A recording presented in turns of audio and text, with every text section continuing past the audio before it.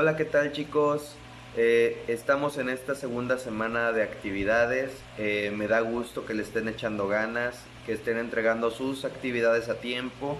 Y antes de comenzar a dar las instrucciones o la información básica de esta semana, de esta segunda semana de trabajo, me gustaría aclarar algunos puntos. Es muy importante, chicos, que ustedes suban las actividades a la plataforma. Yo sé que a lo mejor es mucho más fácil o a lo mejor en otras clases ustedes han entregado sus actividades por medio de correo o por WhatsApp. En mi clase eso no se puede hacer. ¿Por qué no se puede hacer? En primer lugar, mi correo está configurado para estar limpiándose cada semana. ¿Qué quiere decir? Que ustedes así enviaran todos los trabajos, a la semana siguiente a mí se me borrarían. Entonces, para cuando yo pase registro y vacíe toda la información, yo no tendría evidencia de sus actividades. Y lo mismo pasa con WhatsApp. Yo elimino, ¿verdad? Todo lo que viene siendo fotos, todo lo que vienen siendo documentos, trabajos, etcétera, etcétera, etcétera. ¿Por qué? Porque a mí el celular se me alenta demasiado. Entonces sí es bien importante que como medida principal utilicemos la plataforma. Por eso yo les pido evidencia fotográfica, por eso yo les pido, ¿verdad? Que si van a subir sus actividades lo hagan por este medio, porque como es un banco de datos, ya es más fácil que ustedes estén subiendo su información y yo la tenga a la mano para poderla evaluar. Por otro lado, ya saben que en cualquier momento me pueden pedir ayuda, me pueden pedir aclarar cualquier tema, no hay ningún problema, yo no me voy a enojar, yo no les voy a contestar de mala manera, simple y sencillamente háganlo en horas adecuadas, no lo hagan tan noche. Si van a, por ejemplo, enviar su trabajo un jueves en la noche, pues no sean malos, háganlo un viernes por la mañana o un viernes a mediodía. No lo hagan tan noche. ¿Por qué? Porque hay que respetar, ¿verdad?, el tiempo libre del maestro, tanto yo como su maestro, tanto yo el de ustedes como alumnos. Comprendo situaciones laborales, comprendo situaciones en la falta de, en cuanto a la falta de internet. Comprendo todas estas situaciones que son totalmente humanas y muchas veces fuera de mi alcance o fuera de su alcance, así que por eso no hay problema.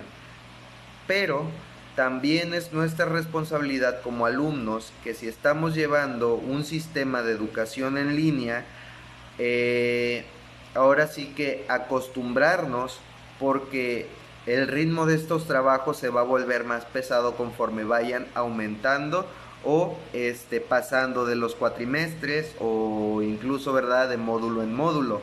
El trabajo no se hace más sencillo, el trabajo se vuelve más desafiante, pero no más desafiante para mal. No se hace más desafiante porque a lo mejor queramos que tú trabajes más, que estés gastando más en material, porque créeme que si ustedes dominaran la tecnología hasta cierto punto, ¿verdad?, no sería tan necesario encargar por tantos medios tantas actividades. Entonces, el punto de los trabajos es que ustedes salgan bien preparados, porque nos preocupamos por su educación y nos preocupamos porque ustedes sean el día de mañana excelentes profesionistas, en este caso pedagogos. Entonces, hay que ponernos bien la camisa de estudiante, hay que ponernos bien la responsabilidad, hay que hacernos responsables de nuestros trabajos y buscar soluciones.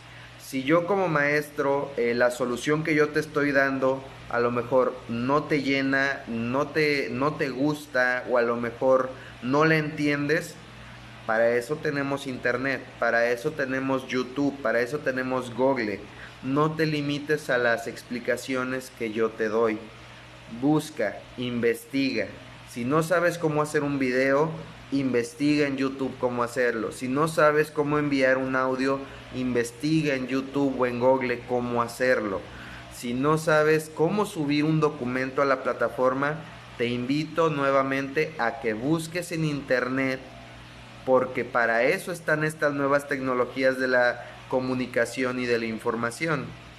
Entonces, es bien importante que tú como alumno pongas de tu parte, porque de este lado créeme que estamos dando el 100% y un poquito más para que tú tengas un excelente material y también presentes tus trabajos de la mejor manera posible. Dicho esto, vamos a comenzar con el tema de hoy. Como ya te habrás dado cuenta, el tema de esta semana es la unidad 2. Se llama así, Desarrollo de la Inteligencia y del Aprendizaje. Es bien importante que tú como pedagogo tengas en cuenta más que nada que existen diferentes estilos de aprendizaje y sobre todo que no solo te limites a pensar que los estudiantes tienen un solo tipo de inteligencia. Por eso es bien importante que tú vayas creando tu propio concepto de lo que es la inteligencia y cómo tus alumnos o los alumnos para los que tú vayas a estar trabajando pueden desarrollar estas habilidades. ¿A qué me refiero? Uno de los mayores retos como estudiante, porque tú lo estás viviendo en este momento, es el hecho de adaptarte a las nuevas tecnologías.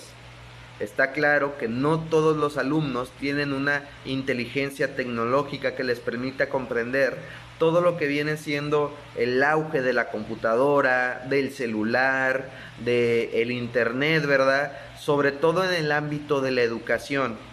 Los estudiantes hoy en día están acostumbrados a simple y sencillamente ir a Google, buscar la primera página y simplemente copiar y pegar lo que viene en la primera sección de información.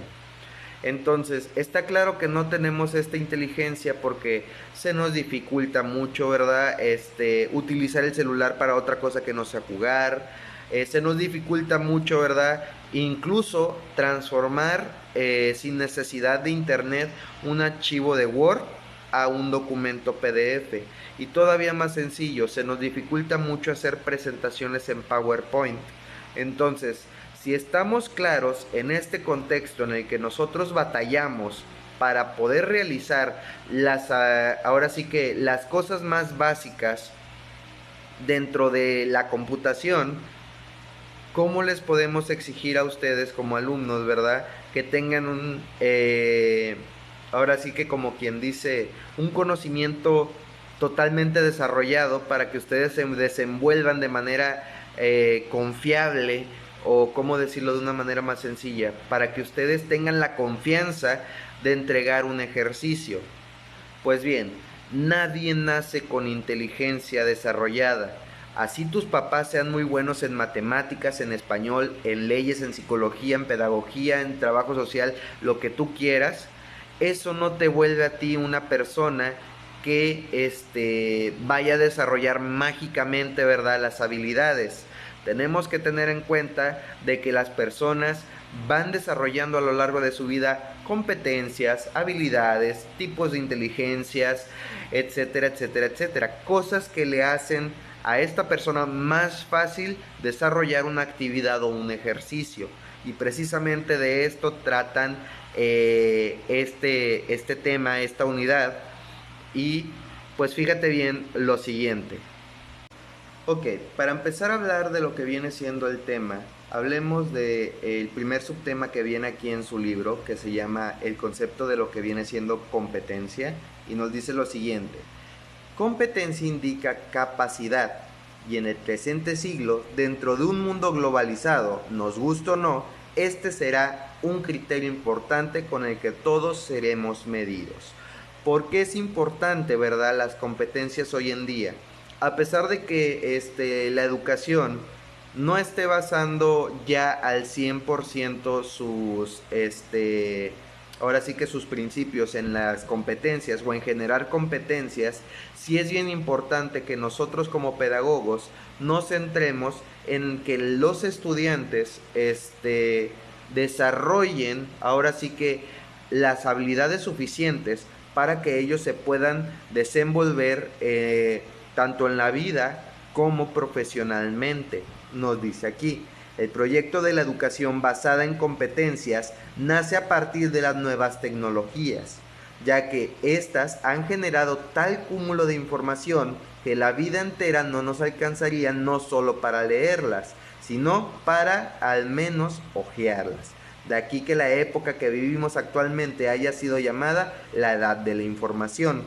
La incertidumbre e inquietud se acrecentan a medida que nos encaminamos hacia la transición a una sociedad global, en la que sabemos que los nuevos medios cambiarán nuestras vidas. Por ello es muy importante que estemos preparados para ofrecer a nuestros alumnos los instrumentos que le permitirán enfrentar su propio futuro. Como pedagogos, chicos, es bien importante que ustedes armen programas basados en el desarrollo de habilidades que a los estudiantes les ayuden a, ahora sí que, ser alguien más adelante. ¿A mí de qué me sirve si un estudiante sabe sumar 2 más 2, si no sabe en dónde lo va a utilizar o para qué le va a servir al día siguiente? Por ejemplo, si yo hablara de lo que viene siendo el uso de las matemáticas en la vida cotidiana, ¿cómo se lo explicaría yo a un estudiante? ¿Cómo le explicaría para qué sirve poner un punto y seguido, un punto y aparte, ¿verdad? Un punto y coma en un texto? ¿Para qué le sirve a un alumno saber hablar utilizando signos de puntuación? ¿Para qué a ti como pedagogo te sirve saber las teorías que estás aprendiendo acerca de educación y pedagogía? ¿Sí me explico? ¿De qué manera tú vas a hacer que estos estudiantes del futuro salgan preparados para ser excelentes profesionistas? Antes de hablar de lo que viene siendo el siguiente concepto, aquí tenemos lo que vienen siendo diferentes competencias que ya por base, por defecto, los alumnos hoy en día deberían de poder dominar una vez saliendo de, ya sea de la escuela, de la secundaria, de la preparatoria o incluso de la universidad. Vamos a leerlas. ¿Cuáles son estas competencias básicas? Tenemos la comunicación lingüística, saberse comunicar con otras personas, poder entablar esta empatía, ¿verdad? Para poder transmitir un mensaje. Una competencia matemática, que la persona sepa, ¿verdad?, sumar, sepa multiplicar, sepa restar, sepa utilizar los números en favor para que ahora sí esté preparado. Conocimiento e interacción con el mundo físico, que esta persona sea empática, que esta persona tenga la habilidad de desarrollar conocimiento, que esta persona no se quede simplemente en lo que está viendo, sino que tenga criterio. También tratamiento de la información y competencia digital, que es de lo que hablamos en un principio. Ser competente en cuanto a lo social y a la ciudadanía. No basta con ser simplemente un ciudadano en tu ciudad, tienes que saber que eres parte fundamental de tu sociedad y que si tú no desarrollas bien tu trabajo, es muy posible que a largo plazo termines afectando a más de una persona. Pongamos un ejemplo muy sencillo. Imaginemos qué pasaría si, por ejemplo, en un hospital el intendente no hiciera bien su trabajo. Y no hacer bien su trabajo me refiero a que a lo mejor no esté barriendo, no esté trapeando, no esté desinfectando el área. ¿Qué creen que pasaría con la institución? ¿Qué creen que pasaría con el hospital? Obviamente, ahorita como estamos en pandemia, el hospital se vendría abajo. Más que nada por el hecho de que no está bien cuidado, no se le está dando la suficiente atención, está todo sucio, todo está contaminado y a final de cuentas, si está todo contaminado es más fácil transmitir enfermedades y eso es lo que precisamente hoy en día no se quiere porque es muy peligroso. También hablamos de otras competencias, por ejemplo, la cultural y la artística. ¿Por qué? Porque sí es bien importante que nosotros sepamos cuál es nuestra historia, de dónde venimos y hacia dónde vamos, para poder evitar errores, aprender a aprender. Es decir, no porque tú seas una persona que ya está arriba de los 40, que a lo mejor es demasiado joven, como que tengas 16 años, 18 años, 20 años, te hace más y menos propenso a aprender. Es una total mentira, ¿verdad? Ese dicho que dice, ¿verdad? De que abuelito viejo no aprende trucos nuevos, por decirlo de alguna manera, es una total mentira. Cualquier edad es correcta para iniciar tus estudios. He tenido alumnos que han tenido por arriba de 70 años y han salido muy bien parados de la preparatoria abierta porque deciden que es buen momento para continuar sus estudios, no tanto para trabajar, sino como una meta más en su vida. Así que vamos a quitarnos de estigmas. Los chavos pueden aprender cosas muy complejas si se le trata como adultos, y los adultos pueden aprender más y mejor los conceptos a que cuando eran chavos. Esto debido a la experiencia. Si tú eres de esas personas que se cierra porque ya te crees muy grande como para aprender un concepto muy nuevo, es una mentira y debes de sacudirte esa mala vibra, porque si tú no lo haces vas a batallar en toda tu educación profesional. Y si tú crees que eres demasiado joven para tener la responsabilidad de llevar a cabo tu educación, y con esto me refiero a que es demasiado trabajo, es que no me da chance de hacer todas las actividades, es que a qué horas voy a salir con mis amigos, a qué horas voy a hacer esto, a qué horas voy a hacer lo otro, tienes que sacudirte de igual forma esa mala vibra. ¿Por qué? Porque tú ahorita decidiste emprender educación, decidiste emprender una carrera, decidiste tú estudiar. Entonces tienes que comprometerte, debes de tener bien claro que va a haber tiempo para jugar, para divertirte, para entretenerte, pero el tiempo que le dediques a tu educación es el tiempo que vas a tú estarle dedicando a futuro a la calidad de tu trabajo. Si tú no aprovechas tu educación hoy en día para formar las bases sólidas de tu competencia laboral, el día de mañana vas a trabajar de una manera muy, vamos a llamarlo así, mediocre, y no vas a desenvolver bien tu puesto profesional. También hablamos de competencias en cuanto a la autonomía e iniciativa personal. Por ejemplo, en el caso de estas personas mayores de 70 años de las que yo les platiqué antes, ellos lo tomaron como una iniciativa personal. Decidieron no ser personas que estén atadas ahora sí que a los conocimientos arraigados que tenían, sino que querían generar nuevos aprendizajes. Entonces, estas competencias básicas, aunque se ven muy simples, son necesarias para toda persona. ¿Por qué? Porque si nosotros no tenemos alguna de estas bien desarrollada, batallamos como ciudadanos y batallamos como, ahora sí que como personas individuales. Es bien importante desarrollar cada día un nuevo conocimiento para que a futuro esto nos traiga mejores frutos. Ahora sí, chicos, ¿cuál es la importancia de lo que viene siendo las sociedades de la información?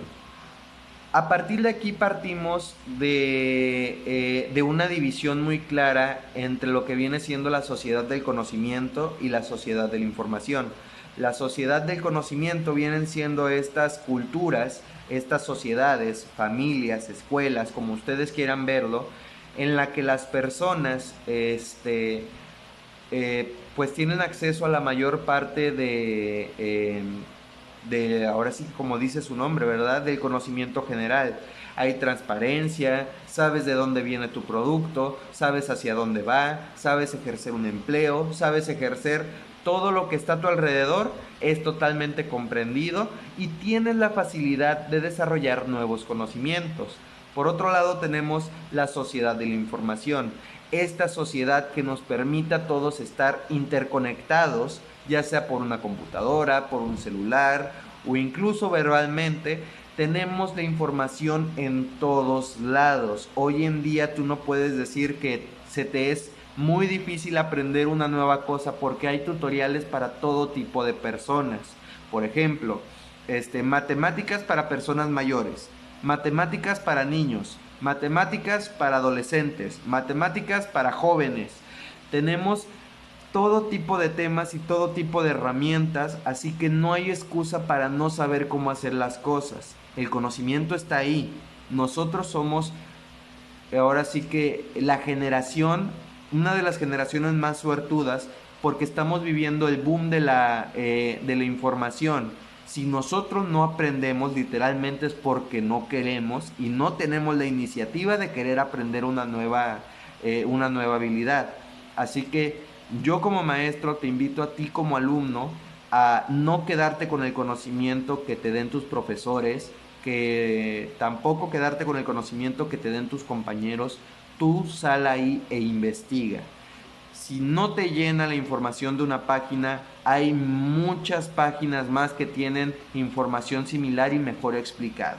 No hay excusas para no aprender un nuevo tema, un nuevo concepto, un nuevo idioma, un nuevo lo que tú quieras. Aquí en tu libro nos dice lo siguiente: vivimos en una época en la que la información aplicada a las esferas de la producción está revolucionando las condiciones de la economía, el comercio y las bases de la política, la comunicación mundial y la forma de vida y de consumo de las personas. Este siglo ha sido llamado la Edad de la Información, debido a que es la información la que ahora rige en la economía de todo el mundo. Y es bien importante dominar todo lo que viene siendo la tecnología de la información, porque vamos a poner de ejemplo esta pandemia. Imagina cuántas personas se quedaron sin trabajo, taqueros, a lo mejor vendedores de ropa, a lo mejor vendedores ambulantes, maestros, doctores, contadores, etcétera, etcétera, etcétera.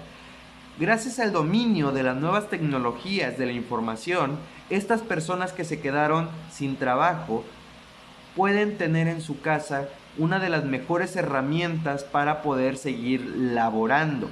¿Qué quiere decir? El Internet.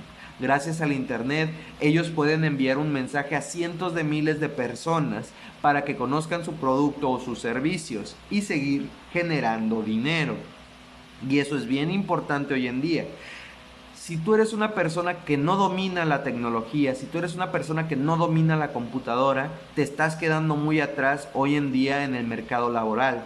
Está muy claro que si hoy en día tú no tienes un anuncio en internet, ya sea Facebook, en Twitter, en Instagram, incluso en TikTok, por más tonto que suene, te estás quedando muy atrás y estás dejando de lado un mercado totalmente nuevo y explotable. Si tú estás vendiendo ropa y no la estás promocionando en una red social, ¿a qué persona crees tú que la va a ver? Si estás ahora sí que utilizando el periódico local, ¿cuántas personas ven el periódico hoy en día? Y compara la cifra con cuántas personas ven las noticias en el celular. Entonces, sí es bien importante que tú te vayas acostumbrando a que la generación de la tecnología es aquí y es ahora. Y tú te tienes que acostumbrar, porque el día de mañana que estés trabajando, tu jefe te va a pedir que hagas material digital, material dinámico, material que pueda servir para pasar tu información a la mayor parte de los alumnos, que a fin de cuentas es el objetivo de todo pedagogo. Que el alumno aprenda y que el profesor pueda dar bien el mensaje de su clase. Dice aquí: la sociedad industrial se sustenta en el uso de los recursos clásicos de la economía. Ahora, la sociedad de la información se fundamenta en el capital humano, reforzado por las nuevas tecnologías. Hoy, el conocimiento se renueva cada 5 años y en ese lapso se genera más información que en todos los cientos de años previos. Esta transformación conduce a que la educación se plantee de manera diferente, puesto que el desarrollo de las nuevas tecnologías ha ampliado las fronteras y transfigurado el proceso de enseñanza-aprendizaje. ¿Qué tan cierto es esto, chicos? Cuando nosotros hablamos de que la tecnología se renueva cada 5 años y que esta afecta literalmente el proceso de enseñanza-aprendizaje, tómate un momento, 5 o 10 segundos, y mírate ahora cómo estás aprendiendo esta nueva materia. Literalmente te das cuenta de que Tú entraste a la institución pensando que ibas a tener una educación presencial, que ibas a tener una educación, ¿verdad?, donde el maestro estuviera frente de ti anotando conceptos en un pintarrón, y ahora estás aquí viendo tu celular o viendo tu computadora, aprendiendo nuevos temas, nuevos conceptos gracias a la tecnología. Y esto, ¿verdad? No creas que sucedió de la noche a la mañana. Es un proceso que tanto ustedes como estudiantes, como nosotros como profesores, hemos tenido que ahora sí que capacitarnos lo suficiente para poder dominar estas tecnologías y más o menos dominarlas. ¿A qué me refiero? A que uno como maestro, ¿verdad? Yo, por ejemplo, soy un maestro 100% de una clase presencial.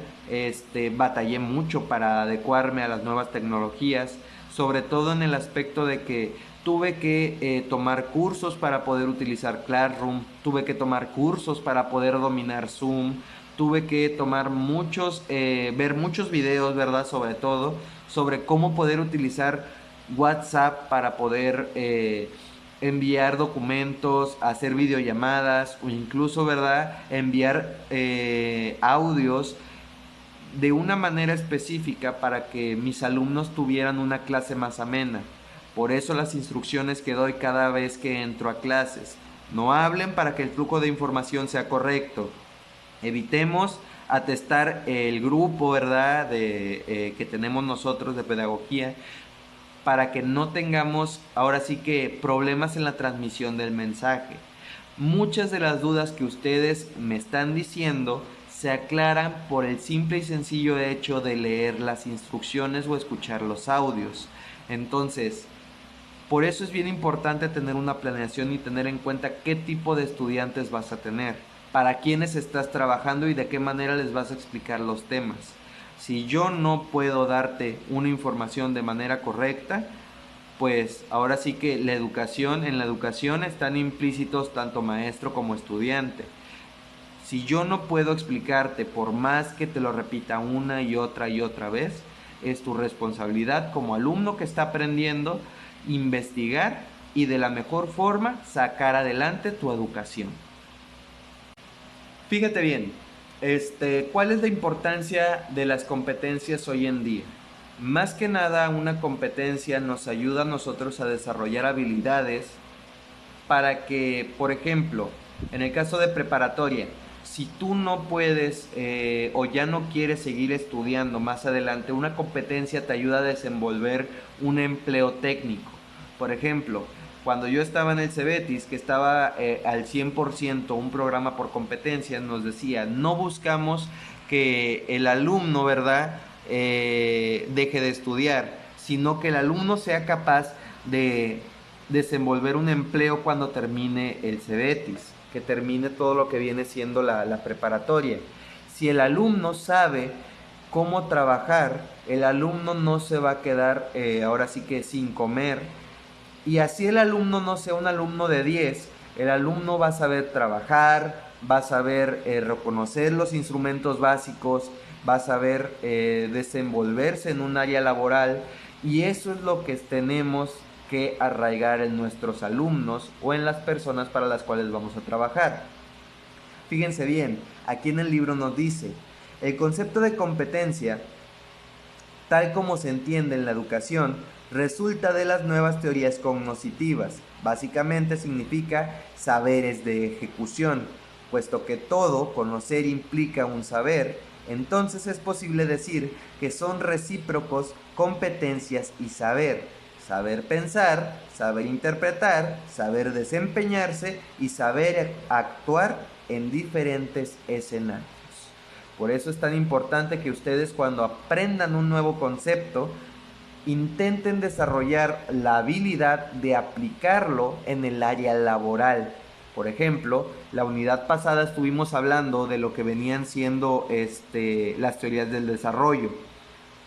A ti, como pedagogo, ¿de qué te sirve saber cuáles son los retos a los que se enfrenta un bebé al nacer, un niño, ¿verdad?, durante su infancia, un adolescente, un adulto o incluso un ancianito?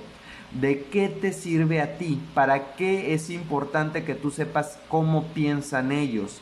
¿Para qué es importante para ti cómo ellos aprenden? ¿Crees que te sirve ese conocimiento? Y si crees que no, entonces replantéate de nuevo la pregunta. Es muy importante saber diferenciar, porque esta clase de pedagogía, si a mí me dijeran que está llena de personas arriba de 30 años, o que están puras personas de 20 a 25 años, incluso de 25 a 30 años, sería muy diferente mi manera de dar la clase. Te pongo un ejemplo muy sencillo. Imaginemos que este salón está lleno de personas de 40 años, 45 años, personas adultas. Estas personas difícilmente se pueden adaptar a las nuevas tecnologías. ¿Cómo puedo educar yo a estas personas para que puedan ser funcionales dentro de la clase y puedan empezar a aprender?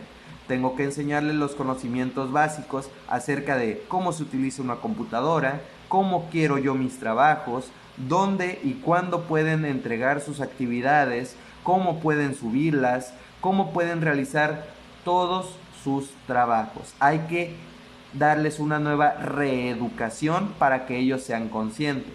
Por el contrario, si tengo un grupo donde la mayor parte de los chavos tienen 20 años, entonces yo tendría que buscar una clase más dinámica. ¿Por qué? Porque los chavos necesitan saber que ellos pueden hacerlo de manera sencilla. Y ese es un reto muy pesado para el maestro y para el pedagogo, porque hay temas que no necesariamente son divertidos o se pueden hacer divertidos, sino que hay partes pesadas que se deben de aprender, conceptos que se deben de dominar, incluso textos que se deben memorizar para que tú tengas un conocimiento completo. Y este es uno de los mayores retos para tanto el psicólogo como el maestro como el pedagogo, porque los alumnos se muestran muy renuentes. Creen que porque uno no sabe utilizar al 100% la tecnología, no sabe cómo enseñar, y no es así. Hay veces en las que más de una cosa está interviniendo en el proceso de enseñanza-aprendizaje, pero eso lo vamos a ver un poquito más adelante. Para esto tenemos esta teoría, que es la de las inteligencias múltiples, propuesta por Gardner, y te platico un poquito acerca de esto. Aquí en el libro nos dice lo siguiente: la teoría de las inteligencias múltiples fue ideada por el psicólogo estadounidense Howard Gardner como contrapeso al paradigma de una inteligencia única. Gardner propuso que la vida humana requiere del desarrollo de varios tipos de inteligencia. Así pues, Gardner no entra en contradicción con la definición científica de la inteligencia, como la capacidad de solucionar problemas o elaborar bienes valiosos. Fíjense bien, cuando nosotros hablamos de inteligencia, ¿qué pensamos? ¿Cuál es nuestro primer pensamiento acerca de la inteligencia? Pensamos que una persona inteligente es aquella que es muy lista en matemáticas, es muy lista en español, ¿verdad? Porque eso nos han enseñado a lo largo de la vida. Tú ves a una persona resolver un problema matemático muy complejo y dices, ha de ser muy inteligente. O incluso tú ves a una persona hablar tantísimas palabras por minuto y dices, esta persona ha de ser demasiado inteligente, sus procesos mentales han de estar a tope. Y no es así. Cuando nosotros hablamos de inteligencia, estamos hablando de la capacidad individual de una persona para resolver ciertos problemas que la vida le presenta. ¿A qué me refiero? Esta persona muy inteligente en matemáticas puede ser demasiado torpe en deportes, puede ser demasiado torpe leyendo, incluso me atrevo a decir que si tú lo pones a leer, puede hablar como robot, ¿verdad? Y decir, la teoría de las inteligencias múltiples, hablar o leer así. Entonces, ¿qué factores están involucrados en la inteligencia? ¿Qué podemos decir acerca de las inteligencias múltiples? ¿Existen las inteligencias múltiples? Es bien importante que nosotros sepamos que cuando estamos haciendo un programa educativo o cuando nosotros nos estemos desenvolviendo como pedagogos, saber que no solo hay blancos y negros en un salón de clase. Hay azules, hay rojos, hay morados, hay rosas, hay celestes, y todos estos aprenden de manera diferente y específica. Y es tu deber como pedagogo armar armar de suficientes habilidades a tus maestros para que ellos sepan cómo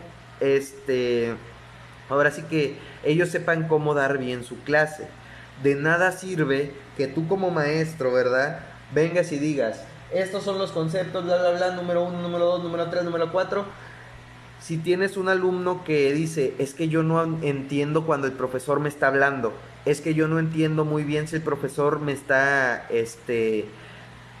poniendo a leer, es que yo no entiendo si el profesor me está diciendo eso. No, hay que educar a nuestros maestros para que sus clases sean dinámicas, para que ellos sepan cómo desenvolverse, para que ellos tengan armas suficientes para que, ahora sí que como quien dice, ¿verdad?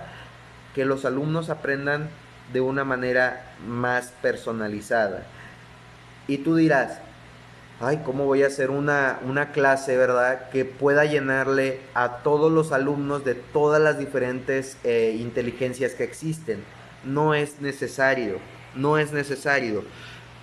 Hay dos cosas muy importantes, o hay una división, una línea muy marcada en una clase que un maestro puede tomar. Una educación centrada en el maestro, en el que el maestro es quien dirige el conocimiento, te da sus conceptos, te dice qué es lo bueno y qué es lo malo, y dirige el proceso de enseñanza-aprendizaje.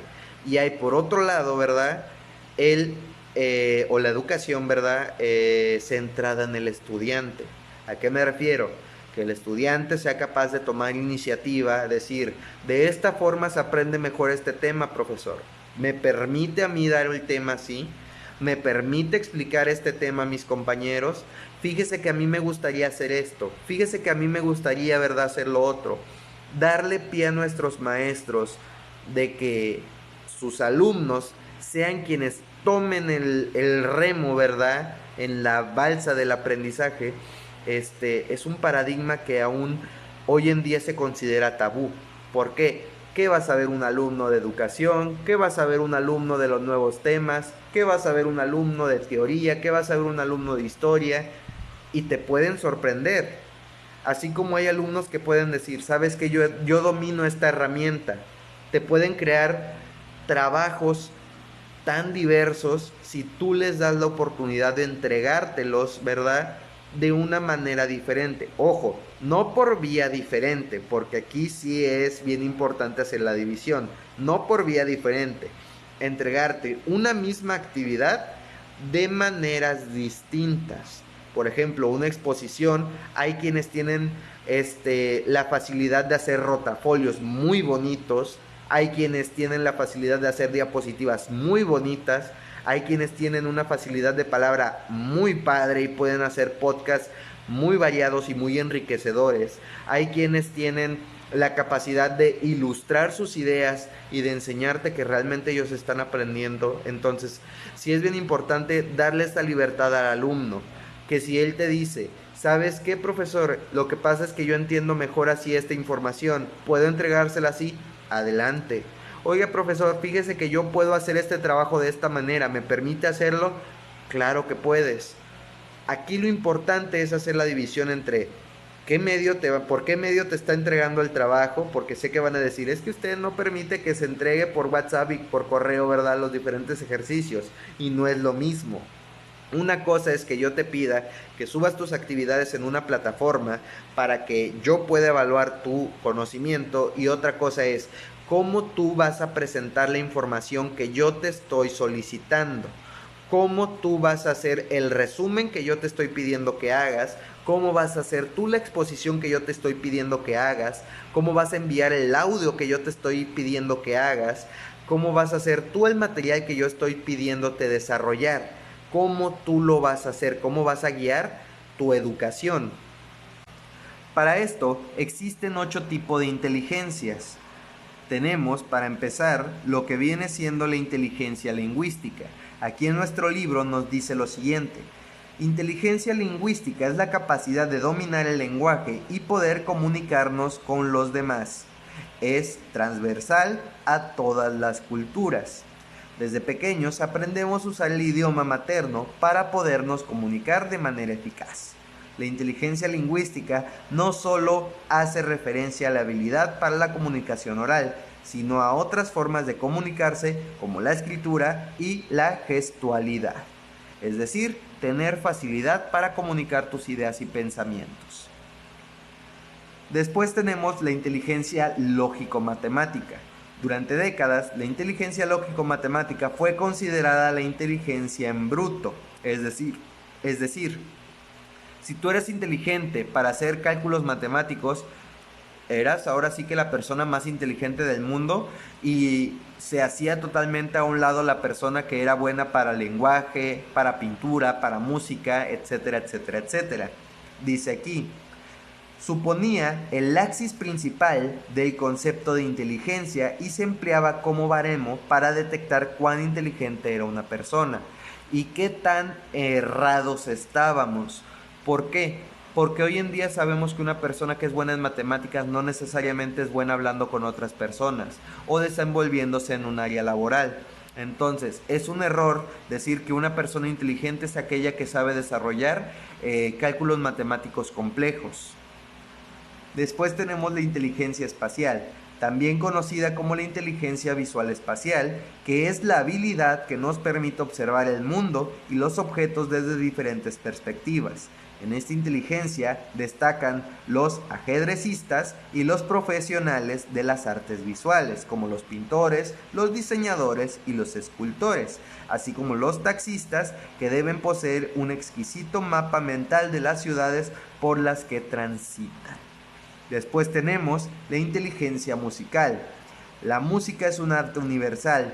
Todas las culturas tienen algún tipo de música, más o menos elaborada, lo cual lleva a Gardner y sus colaboradores a entender que existe una inteligencia musical latente en todas las personas. Y es bien importante desarrollarla, porque así nosotros, para que mejor me entiendan, podemos entender bajo qué contexto se nos está hablando y de qué manera es más sencilla transmitir un mensaje. Aunque no lo crean, hay personas que por más golpeado que le hables, no entenderán que les estás llamando la atención. Y hay personas que así tú les hables muy quedito, pueden tomártelo a malo como una falta de respeto porque no tienen desarrollada bien esta inteligencia, aunque no lo crean. Después tenemos la inteligencia corporal o sinestésica.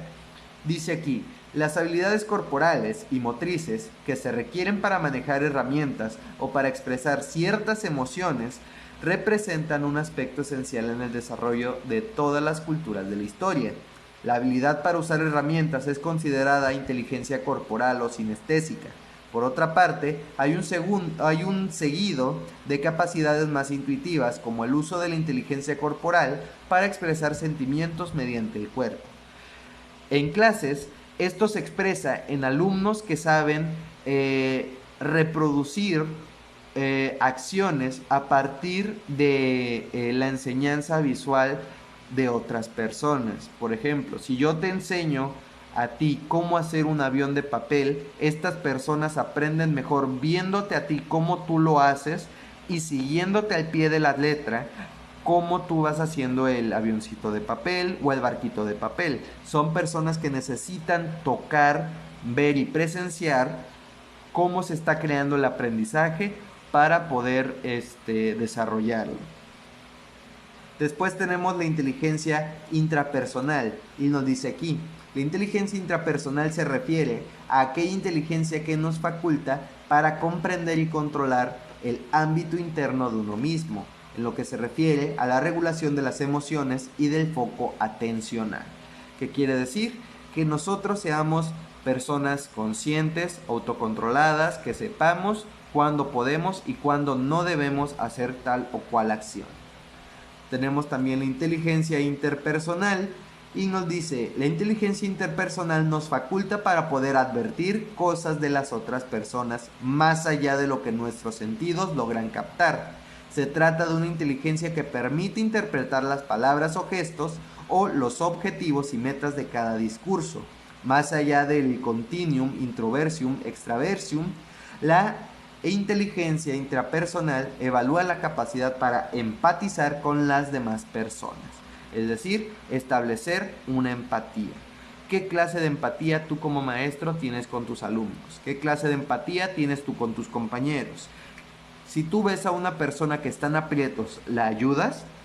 ¿Qué capacidades tienes? ¿Qué características te hacen a ti especial como para decir, ¿sabes qué? Es que si yo veo a alguien en apuros, yo me ofrezco a ayudarlo. Si yo veo que un compañero está batallando para hacer un ejercicio, yo voy y le ayudo. ¿Por qué? Porque esa también es un tipo de inteligencia. Después tenemos la última, que viene siendo la inteligencia naturalista.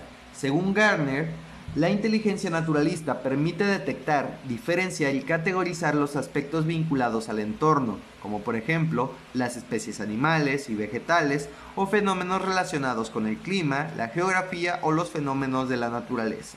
Estas personas que se ven muy preocupadas por qué le está pasando al animalito, en dónde vive, y tienen esta facilidad para desenvolverse en un ámbito más natural. Es bien importante desarrollar este tipo de inteligencias porque a final de cuentas, nosotros necesitamos saber cuál es el mundo que nos rodea y cómo nosotros estamos participando en él. Fíjense bien, ya al final de nuestro libro, ¿verdad? Nos dice lo siguiente. Gardner afirma que todas las personas son dueñas de cada una de las 8 clases de inteligencia. Nos dice que todos podemos desarrollar cualquier inteligencia que queramos. Aquí lo que nos diferencia es que cada persona desarrolla y trabaja su inteligencia de manera diferente. Así tú puedes tener un hermano gemelo y a lo mejor él va a tener más facilidad para tocar la guitarra que tú. Entonces, es bien importante saber que las inteligencias se pueden desarrollar a cualquier edad, a cualquier hora. Pero nacen personas que tienen ahora sí que estas habilidades para desarrollarlas de manera más sencilla. Dice aquí, aunque cada cual destaca más en unas que en otras, no siendo ninguna de las 8 más importantes o valiosas que las demás. Generalmente se requiere dominar gran parte de ellas para enfrentarnos a la vida, independientemente de la profesión que se ejerza. A fin de cuentas, la mayoría de los trabajos precisan del uso de la mayoría de tipos de inteligencia. Y con esto, chicos, terminamos esta segunda semana de trabajo. Sé que este video fue más extenso que el anterior, pero es bien importante que ustedes aprendan estos conceptos por parte de uno para que ustedes se den una idea por dónde estamos guiando el aprendizaje. Cualquier duda, cualquier aclaración, ustedes pueden hacerla conmigo por medio de mensaje privado. Ya saben cómo estamos trabajando. Espero tengan un excelente día.